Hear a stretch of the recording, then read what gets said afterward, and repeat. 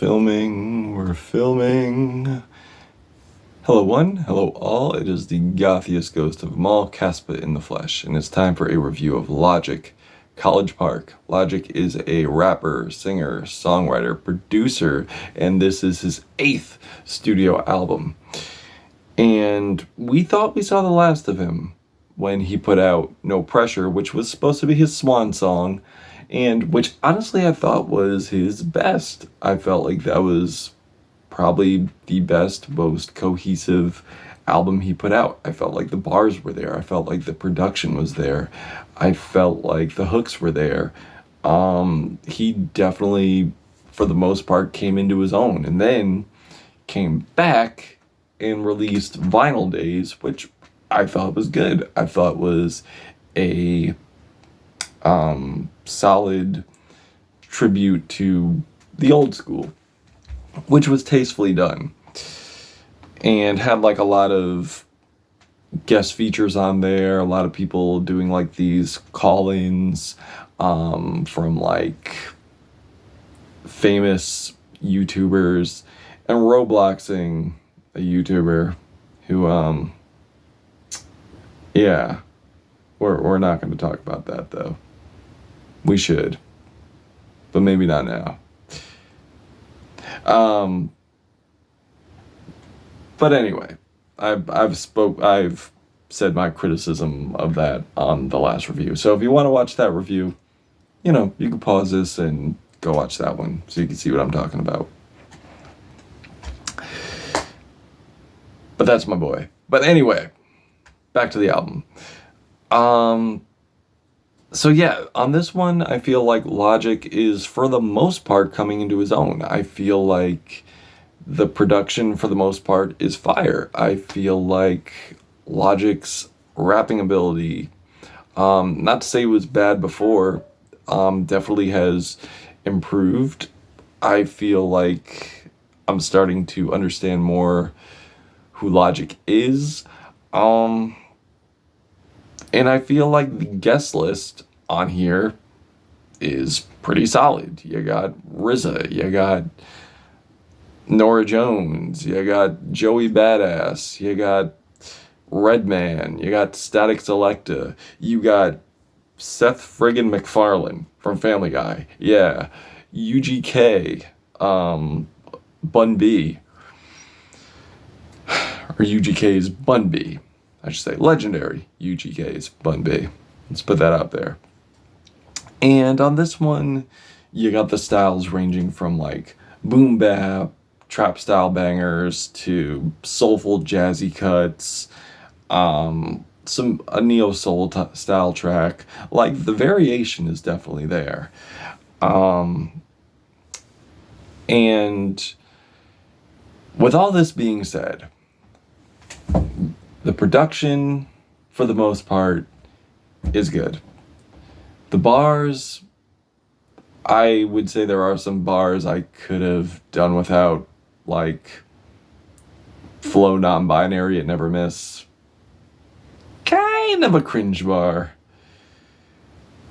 I feel like the RZA and Logic track isn't really that great. I feel like it just runs off the fact that it's Logic and RZA, and it's like a legend with Logic, and they're rapping about like space and like alien chicks, but it just runs off the idea and opposed to the actual execution, and it hurts to say that because I do love the RZA.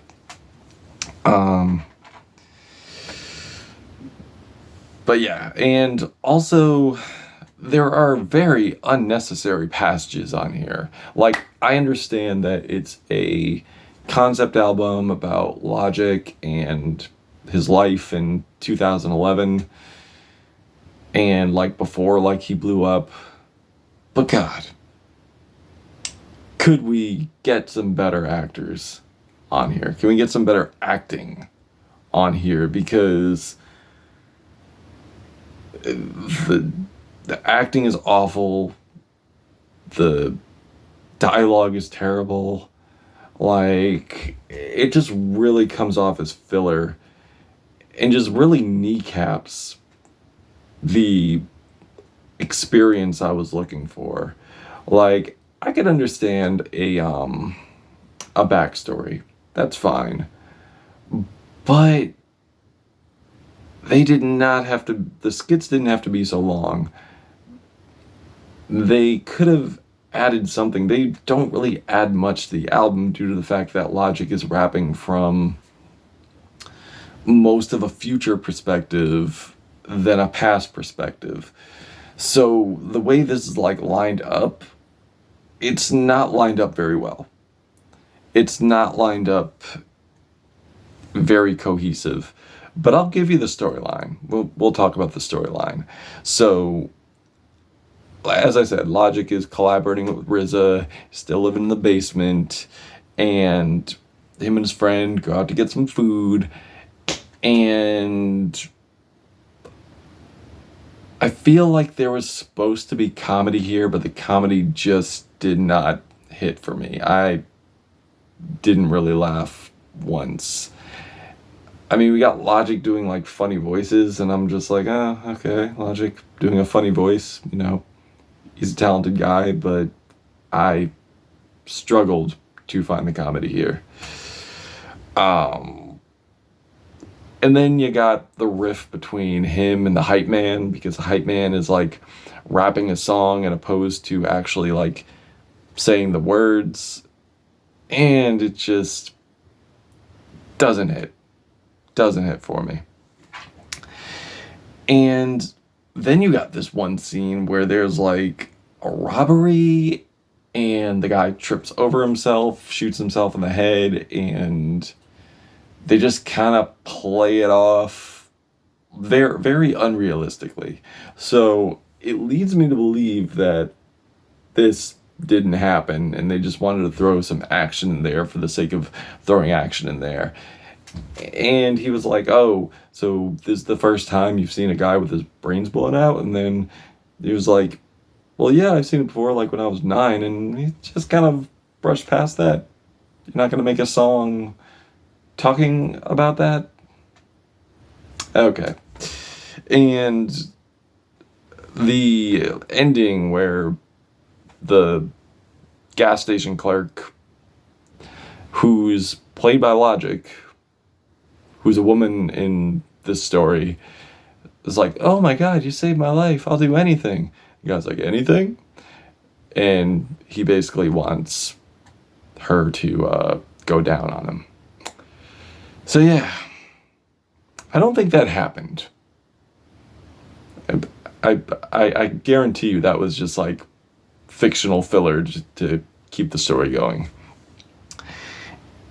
And then you got the ending, which pretty much goes off without a hitch. Logic is like performing for 150 people, and then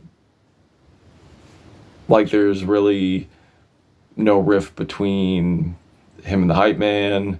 And then they have this conversation where Logic wants to do more. He wants to sing. He wants to play guitar.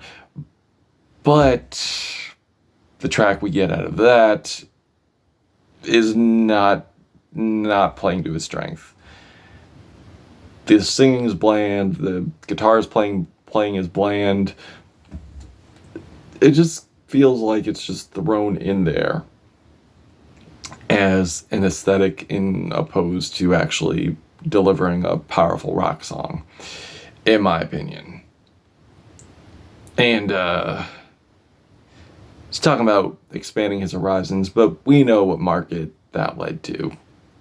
We're not going to talk about that market though, because it is not super. But there are other tracks on here too that I feel could have gone better, like Self-Medication, where on paper this could have been a good track. Oh, maybe without Seth MacFarlane though. Like I love the jazzy nocturnal raw 90s beat here, I think Redman really delivers well with some fire. But Seth MacFarlane, man, I it's just like his verse is standout, but not in a good way. In like a goofy parody of Frank Sinatra without the joke kind of way. Yeah, not a very enjoyable one. And the song Red Pill, like, there's no doubt he has flow. There's no doubt, like, the switch ups are nice. But I don't think he's running on much of anything else. And he wants to talk about, like, biting, people biting his style, when he's been biting careers, he's been biting rappers the whole time. His whole career. And there's just I do respect the self-awareness, but come on. I don't know how you could say people have been biting you when you've been biting, like, your whole career.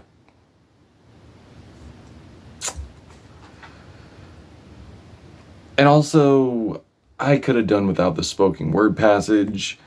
I just feel it comes off very, like, cheesy, unnecessary. Could have done without that. The song Wake Up just feels like a J. Cole track.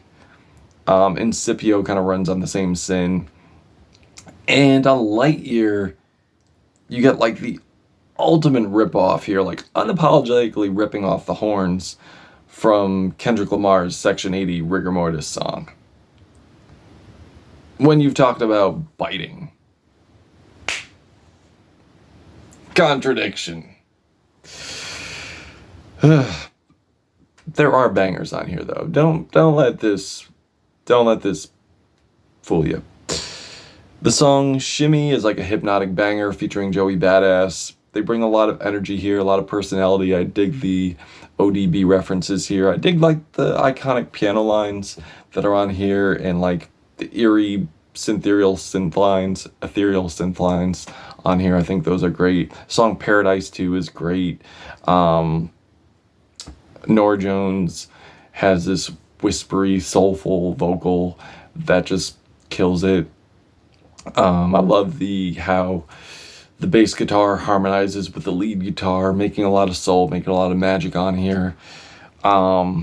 Really smooth. Come On Down is definitely a clever cut, but I do feel like it subconsciously feeds into this dumbass demonic Illuminati narrative.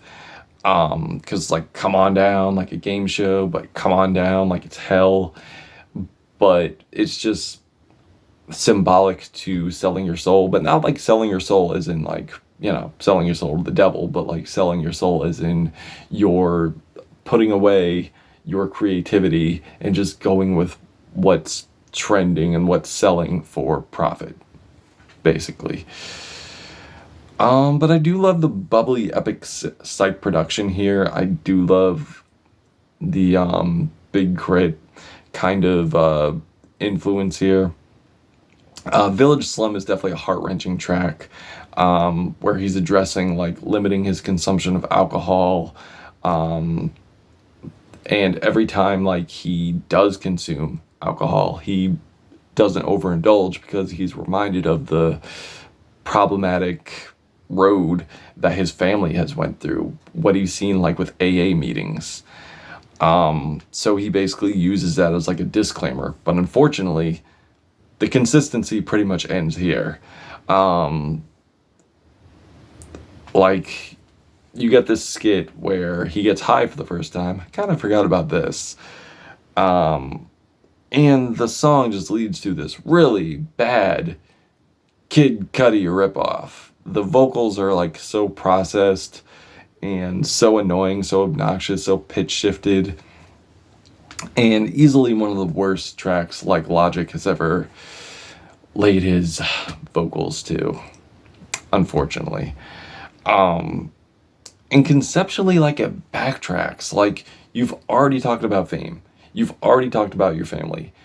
You've pretty much addressed these topics. Why not move on to something else? Or why not end off the album or something. Or just go to last track, go to Light Year, even though that's not really a highlight for me, but still, we would have not got so much filler. And because Light Year, like, we've talked about that, really bad guitar playing on here, not a very strong closer. And this really didn't give me the compelling thematic journey that I would have wanted, unfortunately. But that's not to say that Logic